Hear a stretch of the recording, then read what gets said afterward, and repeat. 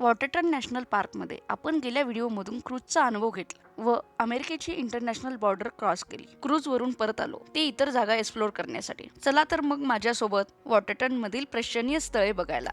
ही स्थळे बघण्यासाठी इथे आपण इलेक्ट्रिक बाईक सुद्धा भाड्याने घेऊ शकतो, पण आम्ही आलो तेव्हा शॉप सुरू नसल्याने आम्हाला ही संधी मिळाली नाही आणि आम्ही चालतच पहिल्या स्थळापाशी पोहोचलो.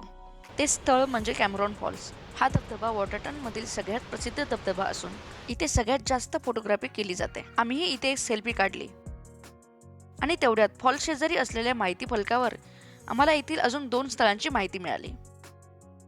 त्यानंतर आम्ही त्यातील एका म्हणजे वेस्टर्न कॅनडामधील पहिल्या तेल विहिरीकडे निघालो. या तेल विहिरीला लाईन हॅम डिस्कवरी वेल नंबर 1 असे नाव आहे. 1902 मध्ये इथून पहिल्यांदा तेल उत्पादन केले गेले. तेव्हा इथे फक्त 1020 फुटांवर तेल सापडले होते. पण 1908 मध्ये इथले तेल उत्पादन बंद झाले आणि पुढे 1965 साली या जागेला राष्ट्रीय ऐतिहासिक स्मारक म्हणून घोषित करण्यात आले. मग आम्ही इथून थोड्याच अंतरावर असलेल्या कॅमरॉन लेककडे वळलो. डोनाल्ड कॅमरॉन या ब्रिटिश आर्मी मधील कॅप्टनच्या नावावरून या तलावाला हे नाव देण्यात आले. हा तलाव सुद्धा अमेरिका आणि कॅनडा अशा दोन्ही देशात विभागला गेला आहे. आम्ही उभे होतो तो उत्तर किनारा कॅनडामध्ये, तर समोर असणारा दक्षिण किनारा अमेरिकेत.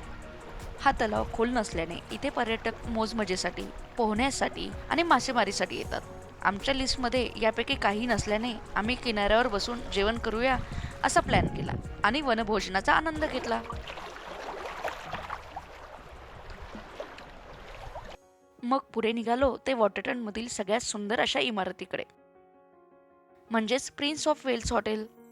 1927 मध्ये ग्रेट नॉर्थर्न रेल्वेने किंग एडवर्ड 8वा म्हणजेच प्रिन्स ऑफ वेल्सच्या कॅनडामधील स्वागतासाठी 121 फूट उंच आणि 7 मजली भव्य असे हॉटेल बांधले.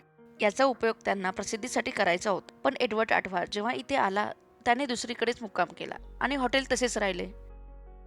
ह्याची भव्यता, स्थापत्यशैली आणि इतिहास यामुळे याचेही रूपांतर राष्ट्रीय ऐतिहासिक स्मारक मध्ये करण्यात आले. हॉटेल बघण्यासाठी आत आलो तर कळले काही कारणास्तव ते बंद आहे. मग काय, बाहेरूनच हॉटेल बघितले.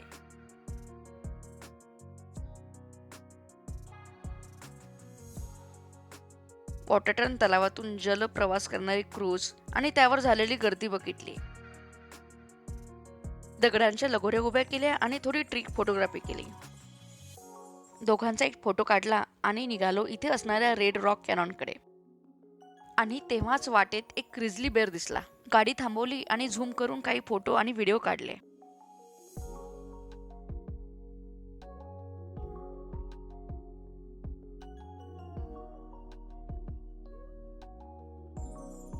थोड्या वेळाने तो आपल्या मार्गाने गेला आणि आम्ही आमच्या म्हणजेच रेड रॉक कॅननकडे.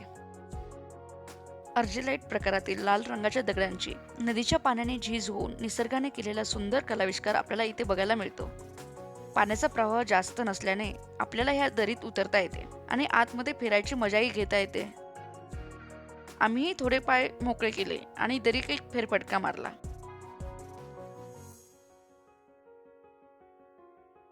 काही फोटो काढले आणि परत निघालो. तेव्हा वाटेत पुन्हा एक अस्वल दिसले. यावेळी ते एक काळे अस्वल होते.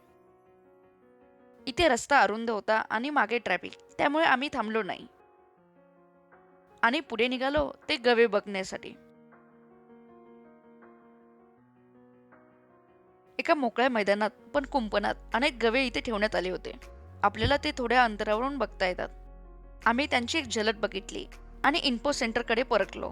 पण इथले इन्फो सेंटर हे काही साधेसुधे इन्फो सेंटर नसून अद्ययावत माहिती केंद्र होते. याची प्रचिती आम्हाला आत गेल्यावर आली. आत असणाऱ्या वेगवेगळ्या तंत्रज्ञानांची माहिती मिळाली. ती आपण बघूया पुढील व्हिडिओत. तोवर व्हिडिओला लाईक करा आणि चॅनलला सबस्क्राईब करायला तेवढे विसरू नका. धन्यवाद.